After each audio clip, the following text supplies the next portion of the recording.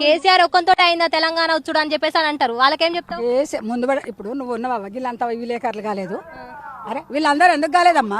నీకు పట్టుదల ఉన్నది, నువ్వు చదువుకున్నావు, ఆ సబ్జెక్టు పాస్ అయినవు, విలేకరు అయినవు, అందరు ఎందుకు కాలేదు?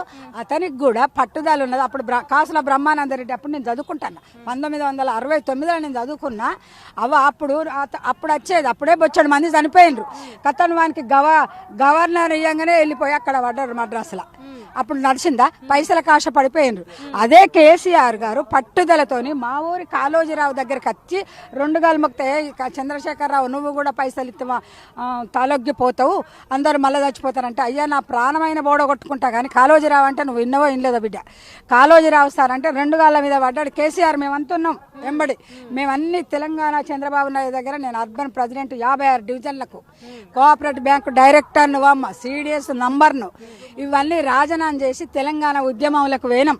అప్పుడు నారాయణరావు సార్ అన్నాడు కదా, నువ్వు చెయ్యవు అని అంటే, లేదు సార్ నా ప్రాణమైన బోడగొట్టుకుంటా కానీ నేను తెలంగాణ తెచ్చేదాకా పోరాడతా అన్నాడు. అందరు ఒకరైనా, నువ్వు ఉంటే నీతో ఈ అబ్బాయి ఉన్నాడు, ఇంకో ఆయన ఉన్నాడు, ఒకరి తర్వాత ఒకరుంటేనే బలం ఉంటుంది కాదు బిడ్డ. అటుగానే ఉంటుందా? ఒక్కరమే పోతాం అగ్గితో వంట పడి, ఇంకో అక్క వస్తుంది, ఇంకో అక్క వస్తుంది. అట్లనే యువకులు, ముసలోళ్ళు, పెద్దోళ్ళు, మేధావులు, శాస్త్రజ్ఞులు అందరూ కలిసి ఆయన కండగా నిలిచి ఉద్యమం చేసి సావు నోట్ల తలకాయ పెట్టి నిరార దీక్ష బట్టి ఆయన వెంబడిందాం. మేమంతా ఇంత అన్నం పెట్టిన గిట్లనే చెట్టు కింద, ఇంత పులిహోర తెచ్చితే విన్నా, ఇన్ని మంచిలు ఇస్తే రైలు రోస్తారు. ఒక 5 రోజులు చేసినాం బిడ్డ. 4 గొట్టంగా పోయి అడ్డం పడితే అక్కడ ఉన్న వాళ్ళకి ఇంత అన్నం 12 గంటలకు తెచ్చిపెట్టింది. ఒక్కడే కేసీఆర్ చేస్తేనే ముందు పడ్డోళ్ళతోనే వెనుక 10 మంది ఉంటారు.